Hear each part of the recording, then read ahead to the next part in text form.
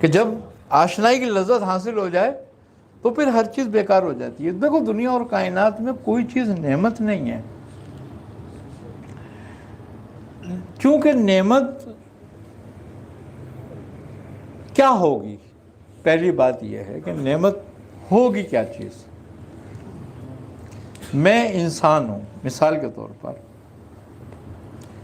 تو دنیا کی کون سی ایسی چیز ہے جو مجھ سے زیادہ عظیم ہے؟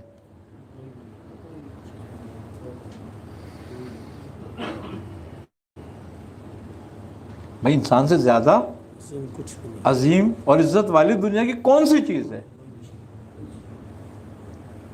اب تم یہاں سے زمین سے لے کے دنیا سے لے کے اور عرش تک چلے جاؤ، کون سی چیز اس سے زیادہ اعلیٰ ہے؟ جنت تو عرش نیچے ہی ہے، تو کون سی چیز اس سے اعلیٰ ہے؟ جب کوئی چیز اس سے اعلیٰ ہے ہی نہیں تو اس کے لیے نعمت کیسے ہوگی؟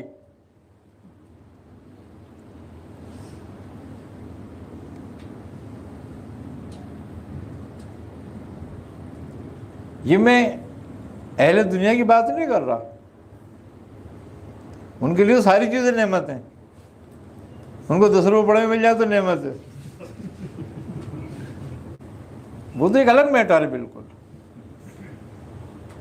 لیکن عارفین کا قول ہے کائنات میں کوئی چیز نعمت نہیں ہے، جو مجھ سے زیادہ عظیم ہو وہ نعمت ہو نا، جو سب مجھ سے اسفل ہے میرے لیے نعمت کیسے ہو جائے گی؟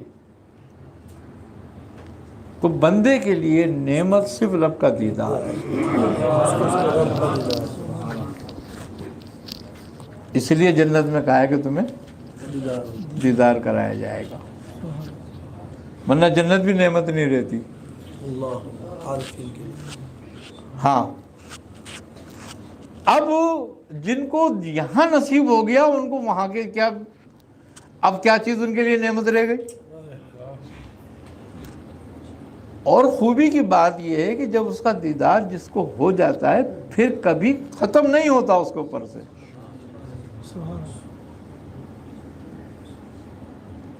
تو وہ تو نعمت میں آ گیا، وہ نعمت والا ہو گیا۔ یہی بات ہے کہ سب سے زیادہ نعمت والا کون ہے؟ وہ سرور عالم صلی اللہ علیہ وسلم کی ذات ہے، آپ اصل نعمت والے ہیں، باقی کوئی بھی نعمت والا نہیں ہے۔ کیوں؟ کہ جب رب نے فرمایا الست بربکم تو سب سے پہلے آپ نے فرمایا بلا، تو تجلی آپ پر ہوئی، دیدار آپ کو ہوا، نعمت والا کون ہوا؟ آپ ہو گئے۔ جب آپ نعمت والے ہو گئے تمام ارواح نے آپ کی تقلید میں فرمایا بلا،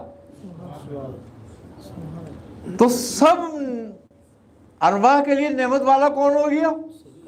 سرکار صلی اللہ علیہ وسلم کی ذات، کیونکہ ان کی تقلید میں فرمایا، اگر آپ نہ فرماتے تو کوئی بھی نہیں فرما سکتا تھا۔ یہ ہوئی نعمت، سب پہ تجلی ہو گئی۔ پھر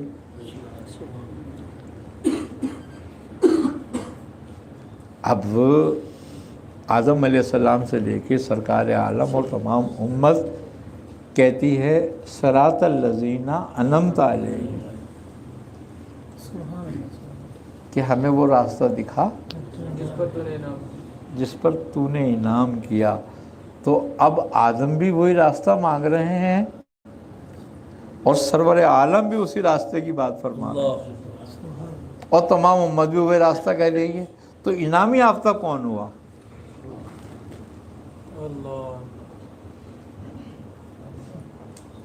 بھائی انعام پھر کس کے پاس ہے؟ سب ایک ہی بات کر رہے ہیں نا۔ تو اس کا مطلب یہ ہو گیا کہ انعام اسی کے پاس ہے، اور وہ انعام کس پہ کر چکا؟ پیارے مصطفیٰ صلی اللہ علیہ وسلم پہ، کہ آپ کو اپنا دیدار کراتا رہا اور آپ انعام یافتہ ہو گئے، سارے اسی انعام کی طلب میں ہیں، وہی راستہ مانگ رہے ہیں جو تو نے انعام کیا۔ اب دنیا کا کوئی چیز نعمت نہیں ہے دنیا کی کوئی چیز انعام نہیں ہے. اگر دنیا کی کوئی بھی چیز انعام ہوتی تو تمہیں بتایا جاتا ہے سورہ فاتحہ میں یہ مانگو. تم مانگتے کیا ہو؟ ایاک نعبد و ایاک نستعین کہنے کے بعد کہ ہم تیری عبادت کرتے ہیں، تجھ سے مدد چاہتے ہیں. کس معاملے میں مدد چاہتے ہو؟ کہ صراط مستقیم دکھا. اب صراط مستقیم دکھا دی، سیدھا راستہ ہے، مگر اس میں کیٹاگریز ہے. تو کون سی کیٹاگریز چاہتا ہے؟ تو تم نے کہا انعام یافتہ، صراط الذین انعمت علیہم غیر المغضوب علیہم، نہ کہ وہ راستہ جن پر تو نے غضب کیا. وہ راستہ کس کا ہے؟ اسی مردود کا.